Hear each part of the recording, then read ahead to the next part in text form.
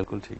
اچھا ایک سوال پہلے بھی ہمارے پروگرام میں آ چکا ہے لیکن یہ دوبارہ اس پہ تھوڑی سی روشنی ڈال دیجیے گا. فیض ہیں فرانس سے, یہ کہتے ہیں کہ ہماری کمپنی ہے جس میں ہم اپنے کاروباری ضرورت کو بعض اوقات پورا کرنے کے لیے لوگوں سے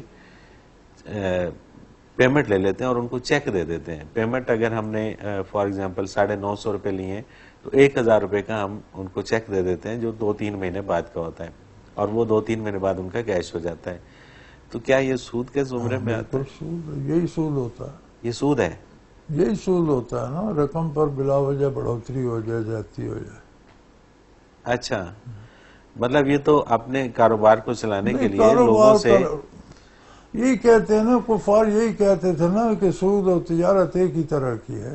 اچھا یہ بھی تجارت ہی ہے نا, ہم نے اسے 1000 روپیہ دیا, اس نے 6 مہینے استعمال کیا, ہمیں 1100 واپس کر دیا, تو کیا حرج ہے, اس نے تو اسے 1300-1400 کما لی. یہ بھی تو ایک تجارت ہی ہے. ٹھیک ہے لیکن یہ سود ہے. یہ سود تو اس کی کیا شکل ہونی چاہیے, کس اصول طرح سے؟ یہ ہے کہ جس رقم پر نقصان کا اندیشہ نہ ہو اور نفع یقینی ہو وہ سود ہے. ٹھیک ہے. جس رقم پر نقصان یقینی اور نفع کا امکان ہو وہ جوا ہے. صحیح, بالکل ٹھیک ہے. 2 صورتیں ہیں نا, ٹھیک ہے. کہ نفع یقینی ہے, نقصان کا ڈر نہیں, 900 دیا 950 ملے گا, یہ سود ہے. یہ سود ہے, بالکل ٹھیک ہے. 900 دیا ہے جیت کے تو 9000 ہو جائے گا, نہیں تو 900 زیادہ امکان یہ ہے کہ 900 چلا جائے گا. یہ جوا ہے. صحیح. نفع نقصان کا امکان برابر ہو, یہ تجارت. ٹھیک ہے, بالکل سادہ سا اصول ہے. سو یہ جو کمپنی جو کام کر رہی ہے یہ سود کے زمرے میں آتا ہے اور یہ غلط کام ہے. ٹھیک ہے, یہی کلیہ ہے نا, آپ اس میں تول لیں. بالکل ٹھیک ہے, بالکل ٹھیک بات ہے. لیکن بعض بزنس بھی تو ایسے ہوتے ہیں کہ جس میں لگ رہا ہوتا ہے کہ یار اس میں نقصان کے احتمال بہت کم ہے. نہیں وہ نہیں, بزنس ہر بندہ منافع کی امید پہ کرتا ہے. ٹھیک ہے. کوئی نقصان کے لیے کرتا ہے؟ کوئی بھی نہیں کرتا, ظاہری بات ہے. لیکن اس میں امکان نقصان کا برابر ہوتا ہے, منافع ہو بھی سکتا ہے, نقصان بھی ہو سکتا ہے. صحیح. کوئی گارنٹی نہیں ہوتی. بالکل ٹھیک بات ہے. یہ جو آپ چیک دے رہے ہیں اس میں تو گارنٹی ہے. ٹھیک ہے کہ آپ کو 1000 ملے گا, یہ تو گارنٹی ہے. صحیح.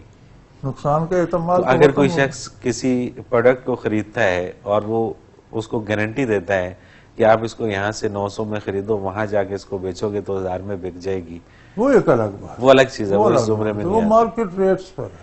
ٹھیک ہے. تجارت میں ہمیشہ نفع خرید میں ہوتا ہے. ٹھیک ہے. ایک اصول ہے, ہم مسلمانوں کو تقسیم پاکستان کے بعد تجارت کا خیال آیا, تجارت پر ہندوئی قابض تھے, اور ہم اب بھی وہی لوٹ رہے ہیں کہ 100 کی چیز 100 میں لے اور 110 میں بیچنی ہے. 100 کی چیز 95 میں 90 میں خریدی جائے, اسے منافع کہتے ہیں. صحیح. یعنی خریدتے تجارت کی قابلیت یہ ہے کہ آپ منافع خرید سے کمائیں. بالکل ٹھیک ہے, فروخت سے نہیں. آپ 100 کی چیز 110 میں بیچیں گے تو کوئی مجبور بندہ آپ سے لے گا. آپ 90 کی لائیں 100 میں بیچیں گے, آپ کی 100 چیزیں بک جائیں گی, کئی گنا پروفٹ آ جائے. صحیح. سیل زیادہ ہو جائے گی. بالکل ٹھیک ہے, بالکل ٹھیک ہے. تو پرافٹ خرید میں ہوتا ہے. ہماری ابھی تک ہمارے مسلمان بھائیوں کی سمجھ میں یہ بات نہیں.